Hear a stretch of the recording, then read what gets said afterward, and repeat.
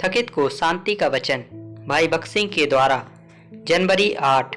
क्योंकि यहोवा का अंश उसकी प्रजा है, याकूब उसका नपा हुआ निज भाग है। व्यवस्था विवरण 32 अध्याय का 9 पद। याकूब उसके मीरास का भाग है। दूसरे शब्दों में परमेश्वर कह रहा था, याकूब तू सदा मेरा है, तुम मेरे लिए सारे संसार से अधिक अनमोल हो। परमेश्वर ने कभी भी सूरज, चांद या सितारों को अपनी विरासत नहीं कहा। परमेश्वर द्वारा याकूब को दिया गया विशेषाधिकार वास्तव में महान था। परमेश्वर की स्तुति करो, वही विशेषाधिकार हमें भी दिया गया है। हमको परमेश्वर का वारिस कहा जाता है।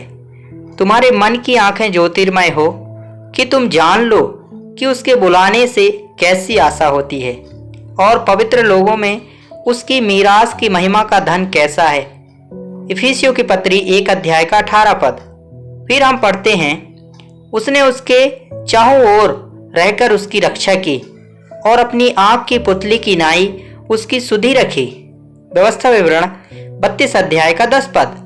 तुम्हारे साथ भी ऐसा ही होगा, बशर्ते तुम अपने सभी पराये देवताओं को दूर करने के लिए तैयार हो, क्योंकि सेनाओं का यहोवा यूं कहता है, जो तुमको छूता है वह उसकी आंख की पुतली को ही छूता है।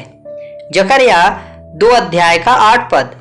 व्यवस्था विवरण 32 अध्याय का 11 पद में हम पढ़ते हैं, जैसे उकाब अपने घोंसले को हिला हिलाकर अपने बच्चे के ऊपर ऊपर मंडलाता है, वैसे ही उसने अपने पंख फैलाकर उसको अपने परों पर उठा लिया। यहोवा आपको आपके घोंसले से भी बाहर निकाल सकता है, क्योंकि वह चाहता है कि आप ऊंचे स्थानों पर उड़ना सीखें।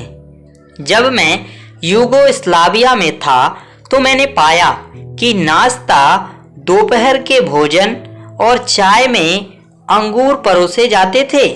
वे बड़े स्वादिष्ट अंगूर भी थे और उनमें से बड़े गुच्छे मेज पर बहुतायत में थे।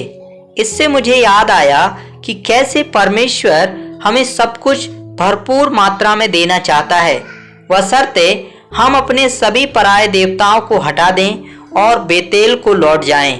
परमेश्वर की आशीषों को पूर्ण रूप से प्राप्त करने का यही एकमात्र मार्ग है। अपनी पत्नी या पति या मित्रों या संबंधियों या अपने व्यवसाय या अपनी सुख सुविधाओं को आपको बेतेल से दूर करने दें। परमेश्वर कहते हैं, मैं सर्वशक्तिमान परमेश्वर हूँ।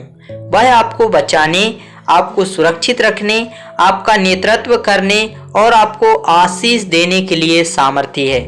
होने दें कि व्यवस्था विवरण 32 अध्याय का 7 पद से 14 पद में आपका व्यक्तिगत अनुभव बन जाए। यहोवा से मांगो कि वह तुम्हें अपना सर्वोत्तम भाग दे और परमेश्वर के भवन बेतेल में तुम्हें तुम्हारा पूरा भाग दिखाए।